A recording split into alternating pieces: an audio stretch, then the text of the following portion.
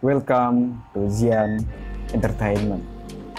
Mungkin nama Brigadir Jenderal Ahmad Sukendro tak seterusnya nama-nama perwira tinggi TNI lainnya seperti Ahmad Yani, MT Haryono, R. Suprapto, atau Donald Izagus Panjaitan dalam peristiwa G30S PKI. Tapi kalian perlu tahu, ternyata Sukendro adalah salah satu sosok utama dalam daftar 8 jenderal yang diburu oleh PKI. Hebatnya, ia lolos dari maut dan luput dari kejaran keberingasan PKI. Viewers, inilah kisah Jenderal Ahmad Sukendro.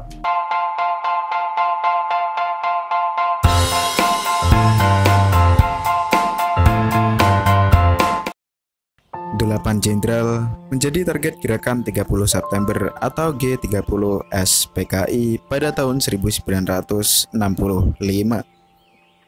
Seorang di antaranya lolos dan selamat dari penculikan dan pembunuhan malam itu. Dalam pertemuan terakhir operasi penculikan Dewan Jenderal di rumah Syam Kamaruzaman di Saleba Tengah pada hari H 30 September 1965, disebutkan nama 8 jenderal yang akan dijemput. Kedelapan jenderal tersebut, Jenderal A.H. Nasution, Letnan Jenderal Ahmad Yani, Maijen Suwondo Parman, Maijen R. Suprapto, Maijen Mas Tito Darmo Harjono, Brigjen Donald Izagus Panjaitan, Brigjen Sutojo Siswo Miharjo, dan Brigjen Ahmad Sukendro. Siapa Brigjen Ahmad Sukendro dan mengapa ia selamat dari penculikan tersebut? Ahmad Sukendro dilahirkan di Banyumas tahun 1923. Seperti banyak anak muda seusianya di zaman Jepang, ia memilih mendaftar menjadi anggota PETA. Saat revolusi, Sukendro bergabung dengan divisi Siliwangi. Nasution yang menemukannya segera tahu dia bukan perwira biasa. Cara berpikirnya dan kemampuan analisa Sukendro di atas rata-rata perwira lainnya. Karena itu, Nasution menjadi KSAD. Ia menarik Sukendro sebagai Asintel 1 KSAD. Nyatanya, Sukendro tak mengecewakan. Pada 1957, saat perwira-perwira daerah resah dengan kebijakan Jakarta dan berniat menuntut opsi otonomi, Sukendro tentunya atas perintah Nasution menggelar operasi intelijen. Orang-orangnya masuk ke daerah dan menginfiltrasi pola pikiran para perwira di daerah. Hasilnya, saat suasana memuncak, praktis hanya komandan di Sumatera dan Sulut yang menyatakan diri berpisah dari Indonesia. Lainnya menarik dukungannya dan tetap dalam kiprah merah putih. Tak hanya dalam lingkup nasional saja kiprah Sukendro, seiring dengan tugas belajar yang diperolehnya di Amerika Serikat, ia juga sukses menjalin kontak dengan CIA.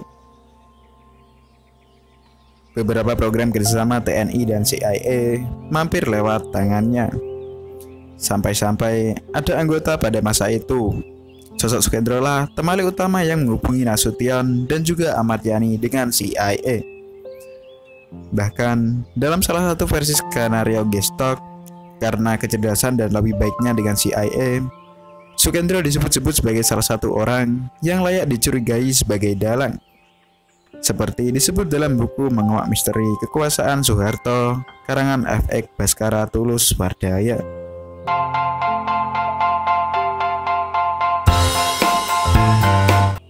Jika di satu sisi dianggap sebagai dalang, sisi lain apa yang membuat Sukendro masuk dalam daftar pendidikan PKI? Sukendro termasuk sosok penting di tubuh militer. Namanya masuk dalam grup jenderal elite yang dekat dengan Nasution maupun Yani.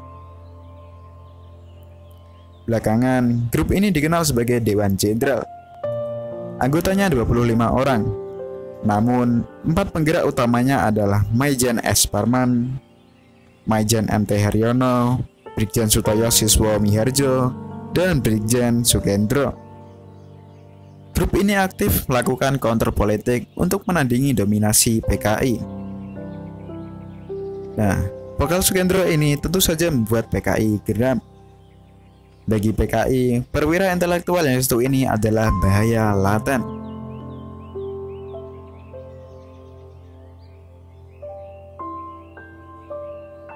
Brigjen Sukendro selamat dari penculikan G30S PKI karena Soekarno meminta Sukendro menjadi anggota delegasi Indonesia untuk peringatan hari kelahiran Republik Cina 1 Oktober 1965.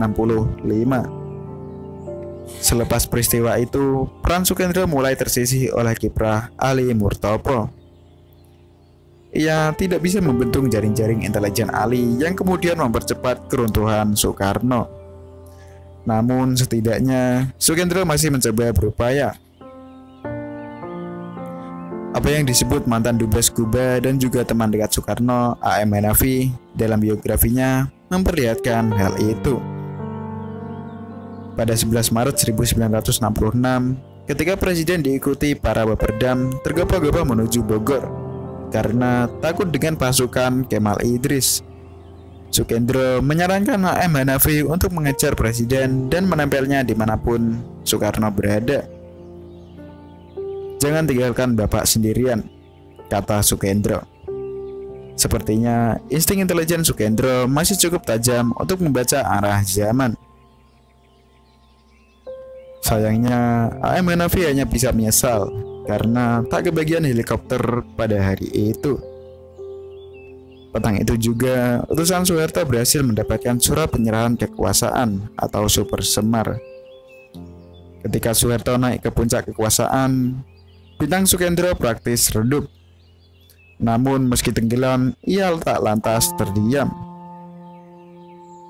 Dalam sebuah kursus perwira di Bandung, ia secara mengejutkan mengakui keberadaan Dewan Jenderal.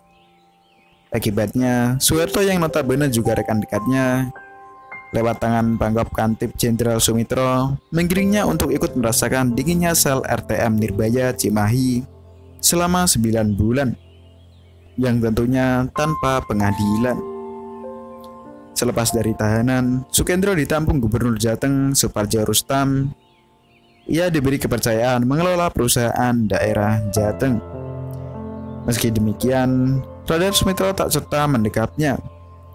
Setiap kali terdengar ada gerakan anti pemerintah, Sukendro adalah orang pertama yang didatangi Sumitro.